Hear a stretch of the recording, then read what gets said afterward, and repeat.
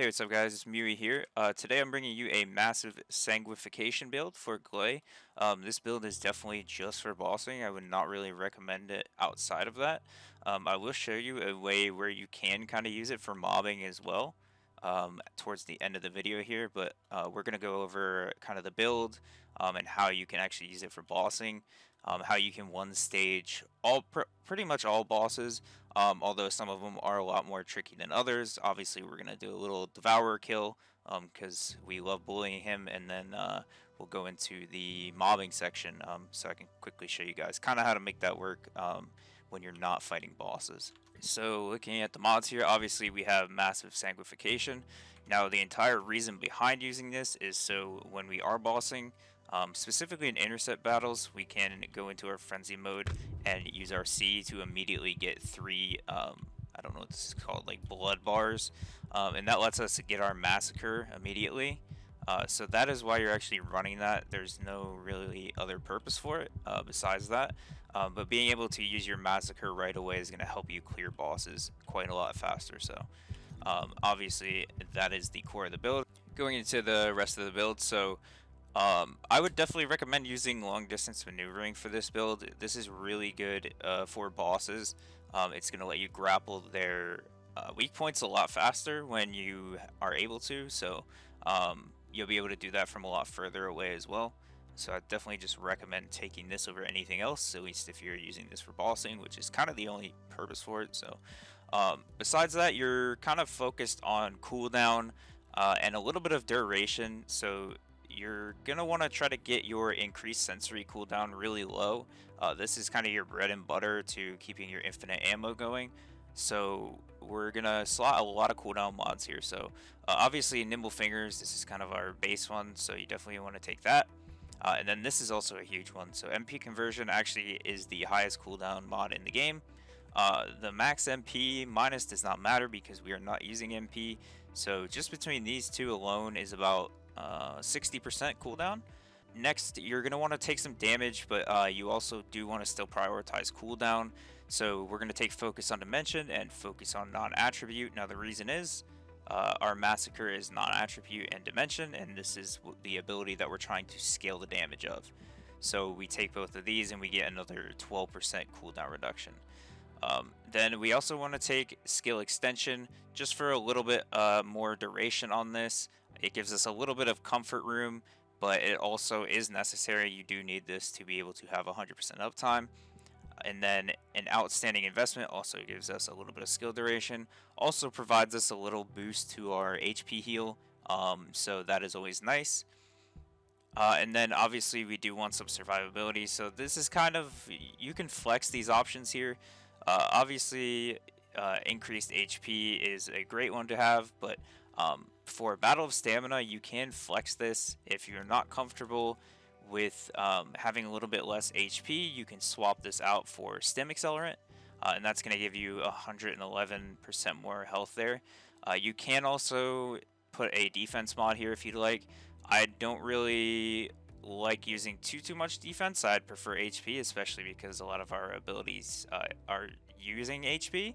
So I like to go with these two options here. The extra duration on this just kind of gives a little bit of comfort room on increased sensory, but you can also use Stim Accelerant here, and you will still have just enough time to have 100% uptime. But obviously, you know, it's a tighter window here, so just keep that in mind.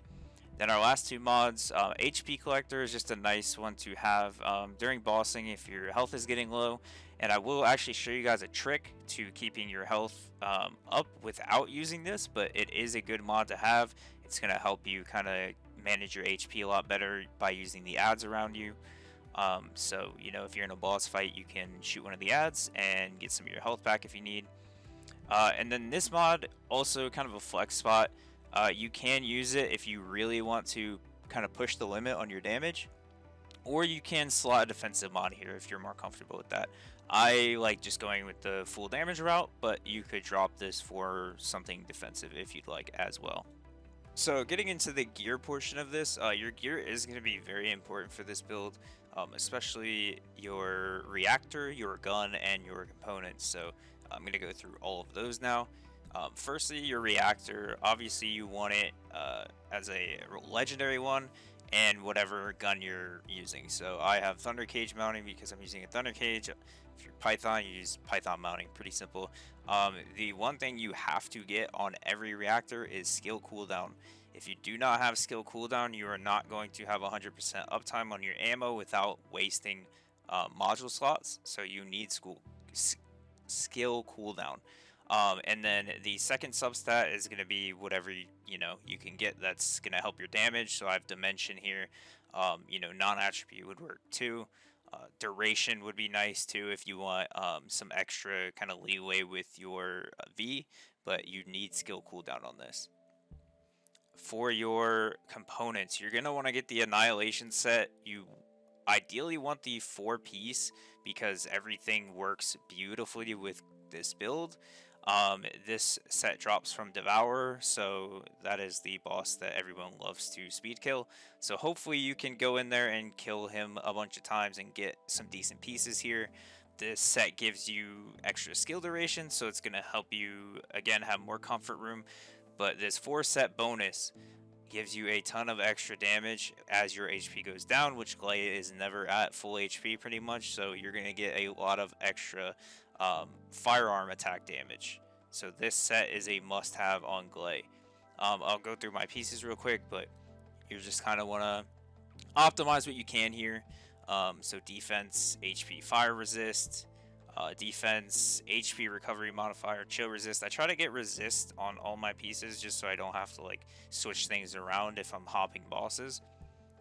Here, HP defense, electric resist, and then HP shield, which you can't really avoid that. You could get like HP toxin resist, and I don't know what else rolls on this, but mine just has shield because that's the only second defensive stat you get on these. Ideally, I'd have like a HP toxic and I don't know, something more useful, but those are my component pieces. So now we're gonna look at the gun setup, because the way this build actually works is that it is using Massacre, which actually uses the stats on the gun that you're using. So your gun setup is very important. I'm using a Thunder Cage. There's a lot of different guns that you can use for this. A Python is probably going to be your absolute best bet if you really want to min-max this build. The reason I'm using Thunder Cage is because they give you one early on, and it just goes really well with like everybody. It's not going to be the #1 weapon, but it's a very good weapon still for this build, so that is what I'm using. I'm going to go over my Thunder Cage setup, and then I'm also going to throw a image up on the screen for a Python setup if that's what you want to go with. That's definitely going to yield you the absolute best results. Tamers are also really good for this, so there's a lot of options. You can also use an Eternal Willpower if you want, but let's go over my Thunder Cage here.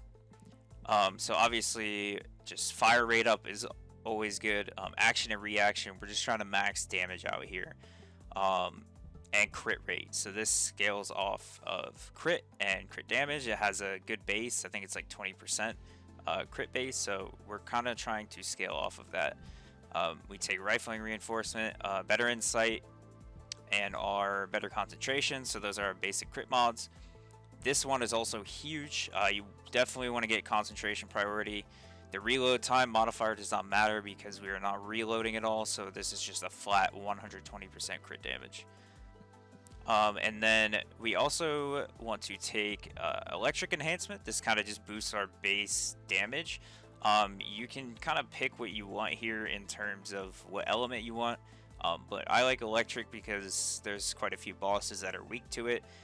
But you can pick whatever you want here. We're just scaling the base damage up pretty much by slotting this, and there's kind of nothing better to slot here. So definitely want to take some sort of bullet improvement mod here. And then we also do take weak point damage. This weapon doesn't scale amazingly with it, but you definitely want to have some still. So we're going to take weak point sight and have aiming for the extra weak point damage, because we are still shooting weak points.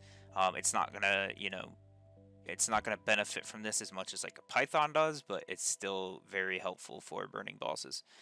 Then our last mod, we're going to take mental focus, and this is because we can build this to its max stacks before the boss even spawns. There are some alternate options for this. They're probably not gonna burn as fast, but they're more kind of comfort picks, so I'll go over those real quick as well. So if you're not totally comfortable using mental focus, because it is a little weird to manage, and I'm gonna kind of show you guys that in the boss recordings that I have. There are some other picks. They're not going to be as high damage, but still viable options. One can be Sharp Precision Shot.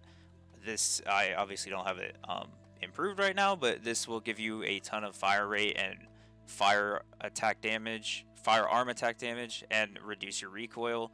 And this will stack really fast once you max it out. So this is good if like you're constantly breaking parts and stuff and like losing these stacks, then this is also a viable option. And you can also use real-time fighter if you would like. I probably wouldn't recommend this because the accuracy loss is going to actually make it pretty hard to hit weak points, which is kind of the whole point of the mod. But if this is something you want to use, it's not the worst pick ever. So these are two alternate options, but I would definitely recommend trying to get used to using mental focus if you can. Alright, so as is tradition, we're going to go and kill the Devourer first. At the beginning of the fight here, I'm going to pop my C, then my C to get 3 orbs, and then my Z to get my Massacre. So that's the whole point of the Massive Sanguification, is to pull your Massacre out right away.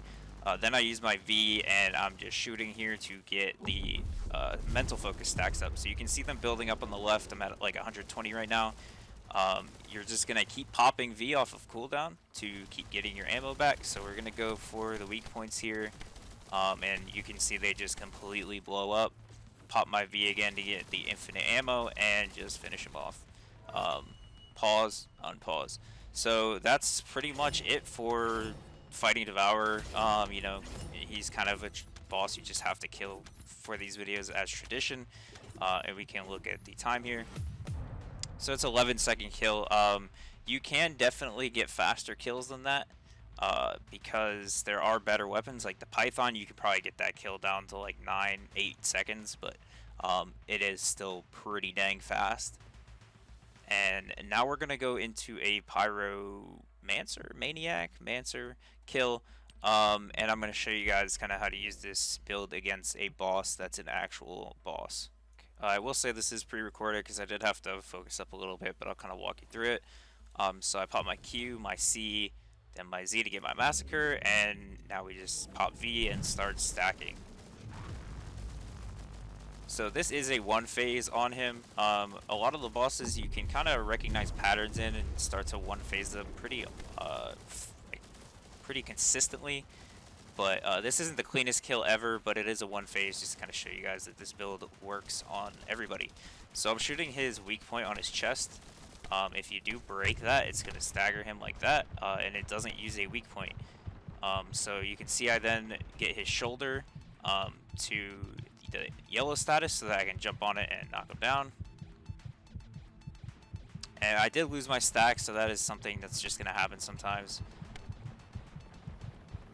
Now we're just pumping damage here.